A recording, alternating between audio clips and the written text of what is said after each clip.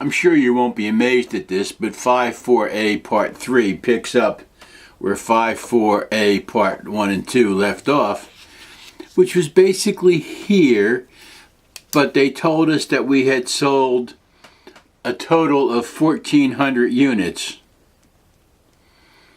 leaving us 400 units in ending inventory.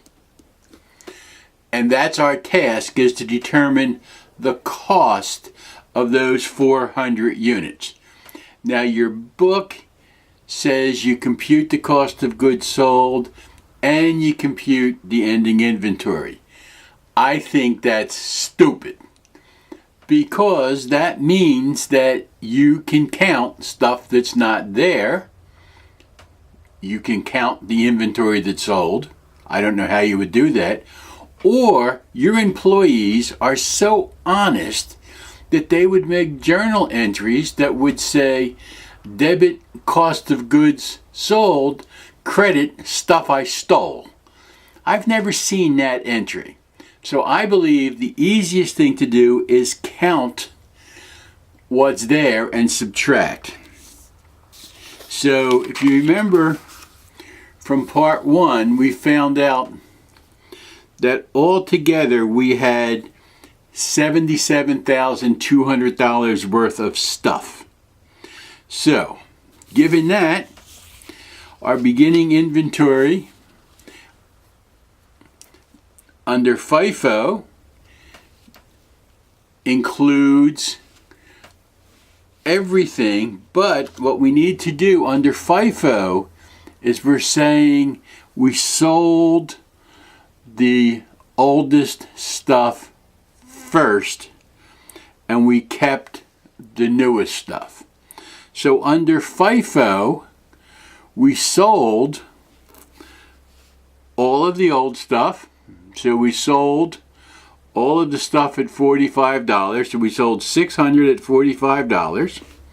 Let's write this down, because if not, you know that I'm going to forget it and screw it up and get you all bollywoxed, and I don't want to do that if I possibly can. So under our cost of goods sold under FIFO, we have all 600 at $45.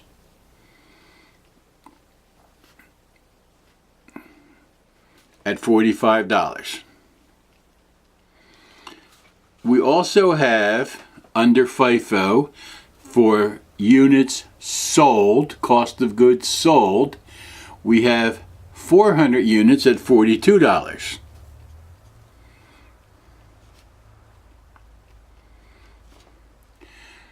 We also under FIFO have 200 units at $27.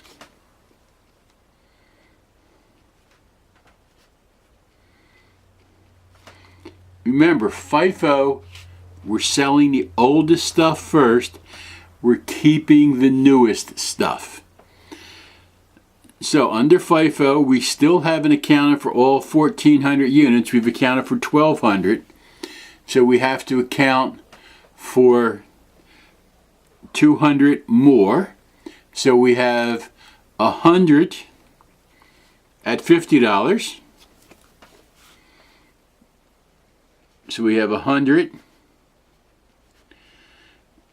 at $50.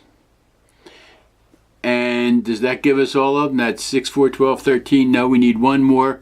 We have 100 at $46. That's our cost of goods sold under FIFO. When you add that all up, it comes to $58,800.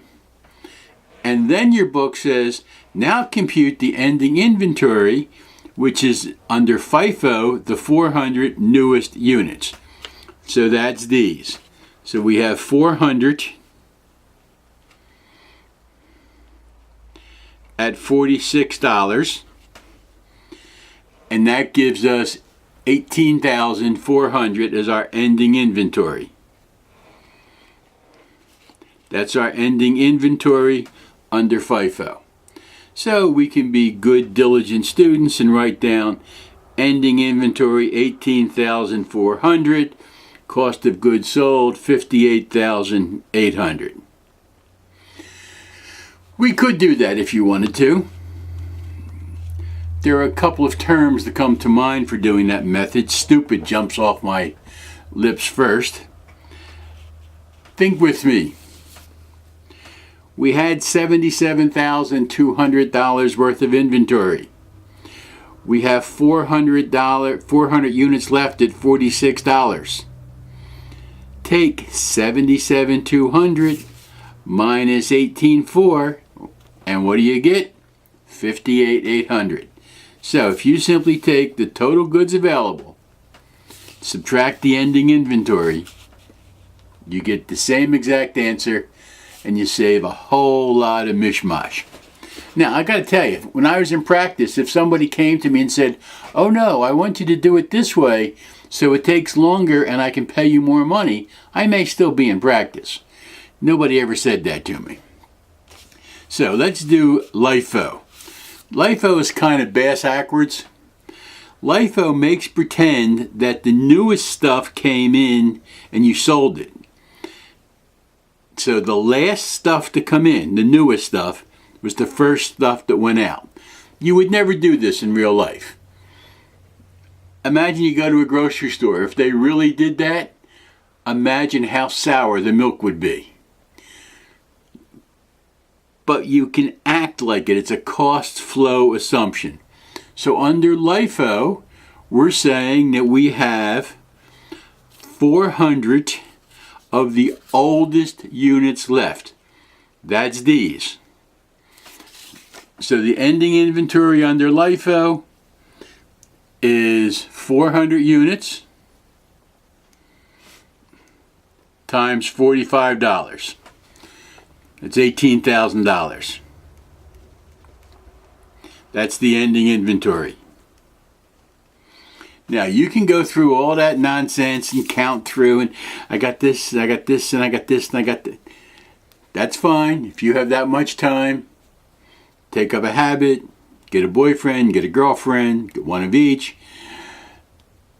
I don't have that much time. I know that if I had $77,200 all together, and I have $18,000 left, I can do the subtraction. 77,200 minus 18,000, my cost of goods sold is 59,200. Okay? Weighted average, refer back to this.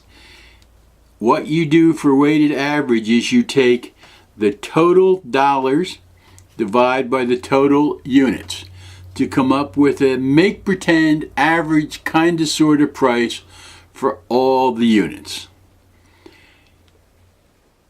It's a method that is very common. It's used quite a bit, but it really makes no sense. And here's why. When you do that, when you take the 77.2 and divide by 1,800, you come up to $42.89 per unit. You didn't buy any for $42.89.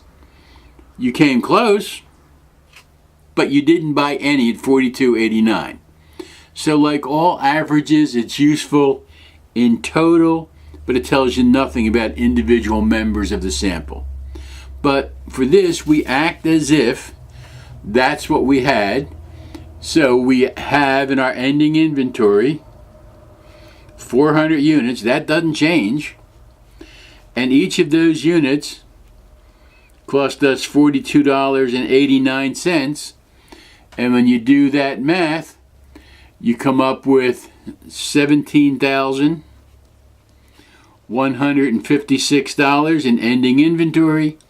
Subtract that from the 77,200, and your cost of goods sold is $60,044. Again, if you wanted to, if you're really anal and you're really hung on doing it exactly the way the book wants, you can take the number of units sold, what was it, 1,400 units, multiply it by 4289, you're going to come up with the same number. Now, specific identification, this depends on giving you additional information. And for specific identification, you have to take a look at the units that were sold and purchased, okay? So, under specific identification, we sold 100 units at $42. Because they tell us that at the very top. In 5.3a, they say they had the following transactions. The units sold, 600 units from beginning inventory, 300 units from February, 200 units from March, and 50 from August. That's the units that were sold. So, the ending inventory is what's left. Now, for specific identification, you can do either way. You can either do the cost of goods sold, or you can do ending inventory and then compute the other. For this one, I'm going to do cost of goods sold because the numbers are easier. So, I'm told that the units sold consist of 600 units from the beginning inventory. So that's gone completely. So for specific identification, I can just rule that one out. And then it tells me, and I'm reading this right from the book on page 266, 300 units from the February. So I have 300 units sold, so I have 100 left. I have 200 from the March purchase were sold, so they're gone. 50 from the August purchase were sold. Okay, so I sold 50, so I have 50 left. And it tells me that 250 from the September purchase were sold, leaving me 250 units left. This is primarily used when you can identify the item or when it's required by law. Gun dealers have to use specific identification. Car dealers do. Narcotics sellers, and I don't mean like the guy at 9th and Christian, I mean like Glaxo or, the big dogs. They have to do that. Any explosives manufacturers and retailers, they have to keep specific identification. So, altogether, our ending inventory is 100 at $42 per. So we have 100 at $42 per. We have 50 at 50.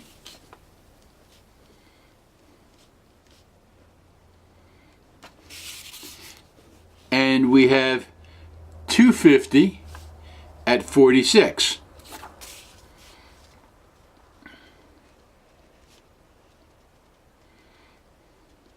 Notice I couldn't get through the whole thing without screwing up the way I recorded the numbers. So that's my ending inventory.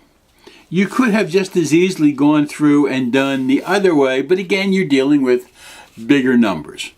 I like dealing with smaller numbers. I'm not that bright.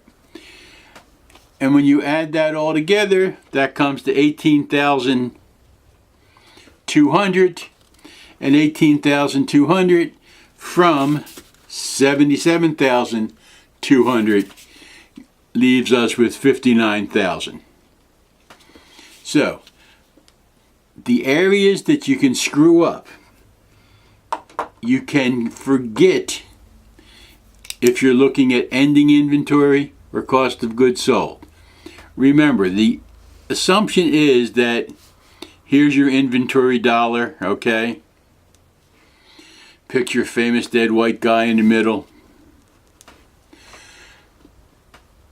When your inventory is sold, this half is cost of goods sold, This half is ending inventory. It's a zero-sum game. You cannot have a bigger number than, in this case, 77,200, is it? Yeah, 77,200. So in this case, our inventory dollar is 77,200, and that's how we split it up. It's either in ending inventory or cost of goods sold.